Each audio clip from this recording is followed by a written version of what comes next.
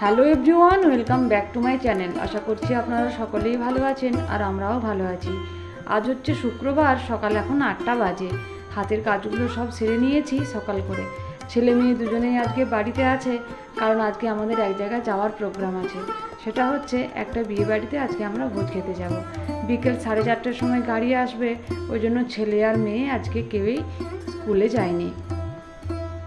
সবজিগুলো সব আমি কেটে ধুয়ে রেডি করে নিয়েছি। আর এখানে এই যে মুড়ি খাওয়ার জন্য আমি একটুখানি আলু কুড়ে নিয়েছি, আর পেঁয়াজ কুচি, লঙ্কার গুঁড়ো, নুন সব কিছু দিয়ে মাখিয়ে মুড়ি খাবারটা তৈরি করে নেব। আজকে তরকারি হবে ঝিঙে আলু দিয়ে মুসুর বড়ার ঝোল, আর একটু লাউ শাক ভাজা, আর নিম আলু আর ডাল, আর হবে পেঁয়াজ পোস্ত। এটাই হবে আজকের রান্না। তবে নিম আলু আর লাউ শাক ভাজা করতে হতো না দুটো একসঙ্গে। বাবা হচ্ছে লাউ শাক খাবে না, আর বাবার ছেলে নিম আলু খাবে না, তো সেই জন্য দুজনের জন্য দুরকম করতে হচ্ছে। তাড়াতাড়ি করে আমি রান্নাটা সেরে নিচ্ছি, কারণ রান্নার পর একটু রেডি হওয়ার ব্যাপার আছে। তারপর জামা কাপড় কাচার আছে অনেকগুলো। রান্না করে আমি এবার রান্নাঘরটা পরিষ্কার করে ধুয়ে নিচ্ছি। আর আমরা রান্নাঘরটা এরকম জল ঢেলেই পরিষ্কার করে ধুয়ে নিই। তারপর কালকে তো মেয়ে স্কুল থেকে ভিজে এসেছে, সব জামা কাপড় মানে স্কুল ড্রেস, স্কুলের ব্যাগ সব কিছু ভিজিয়ে নিয়ে এসেছে। সেগুলো আমি এবার রান্না সেরে তাড়াতাড়ি করে কেচে দিচ্ছি। জামা কাপড়গুলো একটুখানি মেলেছিলাম উঠোনের মধ্যে, কিন্তু এমন বৃষ্টি চলে এলো যে তাড়াতাড়ি তুলে নিতে পথ পেলাম না। সমস্ত জামা কাপড়গুলো তুলে নিয়ে স্নান সেরে খাওয়া দাওয়া সেরে এবার বাবার জন্য মানে রাত্রের খাবারটা তৈরি করে নিচ্ছি। বাবা তো আমাদের সঙ্গে যাবে না, তো সেই জন্য বাবার খাবারটা রেডি করে দিয়ে আমরা যাব। কারি পাতা দিয়ে আলু ভাজা হচ্ছে আর পরোটা হচ্ছে। যদিও পরোটাটা ঠান্ডা হয়ে যাবে, তবু মনে হলো যে রুটির থেকে পরোটাটা হয়তো একটু নরম থাকবে, সেই জন্য অল্প সামান্য একটু ময়ন দিয়ে কয়েকটা পরোটা বানিয়ে দিলাম। বাবা বলেছিল দুটোর বেশি যেন না হয়, কিন্তু দুটো হয়েছে আর একটা ছোট্ট হয়ে গেছে। বাবার জন্য খাবার দাবার সব কিছু বাবার রুমে ঢাকা দিয়ে দিয়েছি। এবার আমি ওপরে চলে এসেছি রেডি হওয়ার জন্য। তাড়াহুড়ো করে মেয়ে একটুখানি আমাকে রেডি করিয়ে দিল। তারপর রেডি হয়ে যাওয়ার পর আমি ব্যাগটা একটুখানি দেখে নিচ্ছি। কারণ ছেলে মেয়েরা সঙ্গে গেলে ব্যাগটা তো নিতেই হবে। যেমন একটা চিরুনি, তারপর মেয়ের জন্য লিপস্টিকটা, খাওয়া দাওয়ার পর যদি লিপস্টিক উঠে যায়, তারপর ছেলের জন্য একটা গেঞ্জি, কারণ বাই চান্স যদি জামায় জল টল পড়ে যায়। এই সমস্ত জিনিসগুলোর জন্য একটা ব্যাগ নিতেই হবে। আমি ওই জন্য একটা ব্যাগ নিয়ে নিলাম। আমরা সবাই রেডি হয়ে এখন বসে আছি, কারণ আমাদের গাড়ি এখনও আসেনি। আজকেই যখন রেডি হচ্ছিলাম তখন বলছিলাম যে বিয়ের পর থেকে আজ পর্যন্ত যত জায়গা গেছি আমি কখনো ধীরে সুস্থে রেডি হতে পাইনি। তো সেটাই মনে হয় ঠাকুর সকালে শুনেছে। আমরা রেডি হয়ে অনেকক্ষণ বসেছিলাম, গাড়ি আসেনি। তারপর অনেকক্ষণ পর গাড়ি এলো। ফাইনালি আমরা বেরিয়ে পড়েছি। এখন এখানে যাচ্ছি আমরা একসঙ্গেই। তারপর দিদির বাড়িতে যেয়ে মানে দাদার বাড়িতে যেয়ে আমরা ওদেরকে গাড়িতে তুলে নেব। তারপর সবাই জায়গাগুলো মানে ভাগাভাগি করে কেউ সামনে কেউ পিছনে করে বসবো। এই যে মেয়ের বাবা, মেয়ে, তারপর সানাই, রূপ, ওরা সবাই বসেছে 4 জন পিছনে, আর আমরা বসেছি 4 জন মাঝখানে। মানে আমি, দিদিভাই, মা আর আমার ছেলে, আমরা 4 জন মাঝখানে বসেছি। বাইরে একটু একটু আলো আছে, কিন্তু গাড়ির ভেতরে একদম অন্ধকার হয়ে গেছে, তো সেই জন্য গাড়ির ভেতরের আলোটা একটুখানি জ্বালিয়ে নিলাম। তারপর মেয়ের বাবা বলছিল যে গাড়ির ভেতরের আলোটা জ্বালানোর দরকার নেই, তো বললাম যে একটুখানি ভিডিওটা করেই বন্ধ করে দেব। তো সেই জন্য একটু আলোটা জ্বেলে রেখেছি ভিডিওটা করার জন্য, তারপর আলোটা বন্ধ করে দেব।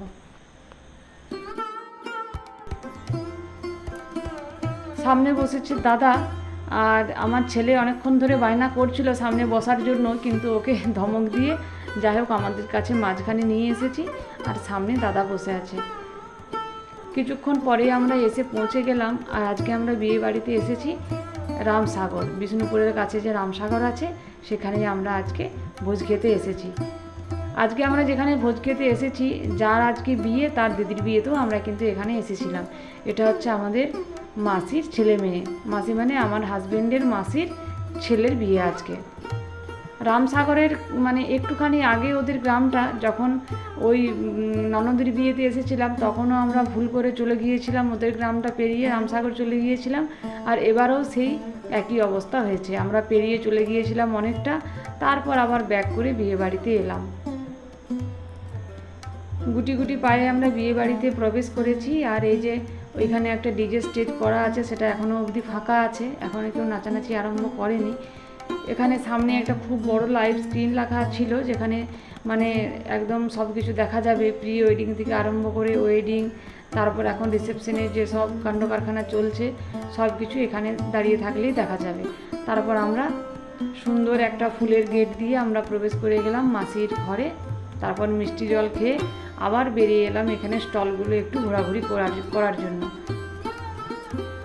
তারপর এখানে স্টেজটা এখনও অবধি মানে কনের সাজ হয়নি, বউ আর কি, বউয়ের এখনও সাজ হয়নি, তাই সেই ফাঁকে আমি একটুখানি এখানের প্যান্ডেলটা ভিডিও করে নিলাম। খুব সুন্দর এখানের প্যান্ডেলটা হয়েছে, বসানোর জায়গাটা খুব সুন্দর, আর প্যান্ডেলটাও খুব সুন্দর টুনি বাল্ব দিয়ে করা হয়েছে। অবশেষে এখানে আমাদের আজকে যার জন্য ভোজ খেতে আসা তিনি এসে এখানে হাজির হয়েছে, আর সবাই এখন ছবি তোলার মেতে আছে। প্রথমে আমি সবার ছবি তুলে দিলাম, তারপর ফোনটা আমি একটা পুচকে বাচ্চাকে দিয়ে আর একটুখানি গেলাম ছবি তোলার জন্য। তবে সে তো ছবি তুলতে পারবে না, সেই জন্য ভিডিও ক্যাসেট নয় মানে ভিডিওটা একটু অন করে দিয়ে গেলাম, যে তুই একটুখানি আমাদের ভিডিও করে দে। একদম ছোট্ট পুচকে একটা বাচ্চা, ওই যেটুকু পেরেছে সেটুকুই করেছে। আর এই যে এখানে স্টলে খেতে আসার সময় আমার মেয়েকে একটুখানি ক্যামেরাটা ধরতে বললাম, তার কেমন ভিডিওটা করেছে দেখছো, এইটুকু। এখানে কী কী স্টল করেছে সেটা একটুখানি ঘুরে নিই। সবার প্রথমে এখানে পানের স্টল আছে, তারপর এখানে আছে কোল্ড ড্রিঙ্কস, যে কোল্ড ড্রিঙ্কসটা খাবে, থামস আপ, কোকোকোলা, স্প্রাইট, যে যেটা খাবে তাকে সেটাই দেওয়া হচ্ছে। এখানে আছে পনির পকোড়া, তারপর এখানে আছে জল ফুচকা, এখান থেকে বাটিতে করে সবাইকে জল ফুচকা দেওয়া হচ্ছে। আর এখানে আছে পাপড়ি চাট বা প্লেট ফুচকা, দুটাই দেওয়া হচ্ছে। তারপর স্টলে খাওয়া দাওয়া করে আমরা চলে এলাম এখন ভোজ খেতে। আর এখানে আমরা এখন লাইন দিয়ে দাঁড়িয়ে আছি, ভেতরে খাওয়া দাওয়া চলছে, ভেতরে খাওয়া দাওয়া হলেই আমরা যাব ভেতরে। এখন আমরা এখানে খেতে বসে গেছি, সবাই মোটামুটি আমরা কাছাকাছি বসেছি।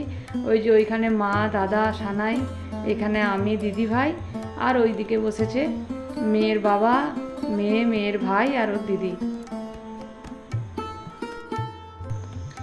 কিছুক্ষণের মধ্যে খাবার পরিবেশন শুরু হয়ে গেছে। সবার প্রথমে স্যালাড ও সস, তারপর ভেজ কাটলেট, তারপর নান, ডাল মাখানি, তারপর হচ্ছে যে অরেঞ্জ রাইস, তারপর ডাল পোস্ত ভাত, চিলি মাশরুম, তারপর হচ্ছে ভেটকি পাতুরি, তারপর হচ্ছে এই যে এখানে মটন, চিকেন কষাও ছিল কিন্তু আমরা নিইনি, তারপর হচ্ছে পাঁপড়, আইসক্রিম, রাজভোগ, চিত্তরঞ্জন, তারপর হচ্ছে ওই যে হজমোলা। ভোজ টোজ খেয়ে আমরা ফের আবার একটুখানি বিয়েবাড়ির দিকে এলাম। আর কিছুক্ষণ আগেও যে স্টেজটা ফাঁকা ছিল, কিছুক্ষণের মধ্যেই সেই স্টেজটা একদম ভর্তি হয়ে গেছে।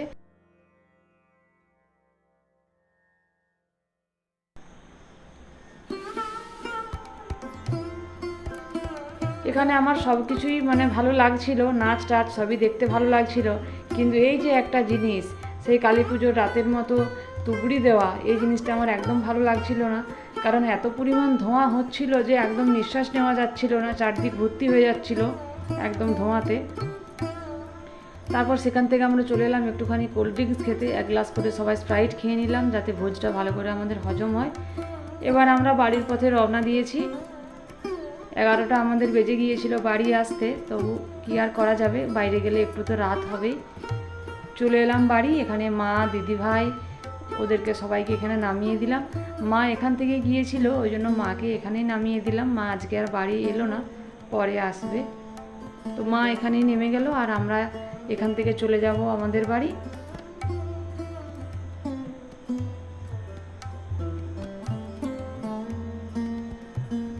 ওরা নেমে যাওয়ার পর মেয়ে আর মেয়ের বাবা মাঝের সিটে চলে এলো, কারণ ওরা তো পিছনের সিটে বসেছিল। এবার আমরাও বাড়ি যাই, আর ভিডিওটাও এখানে আজকের মতো শেষ করি। সকলেই ভালো থাকবেন, সুস্থ থাকবেন, সাবধানে থাকবেন। দেখা হবে খুব শীঘ্রই পরের আর একটা ভিডিওতে। ভিডিওটা শেষ পর্যন্ত দেখার জন্য অসংখ্য ধন্যবাদ। ভিডিওটি ভালো লাগলে অবশ্যই চ্যানেলটিকে সাবস্ক্রাইব করে দেবেন আর লাইক বাটনটা প্রেস করে দেবেন।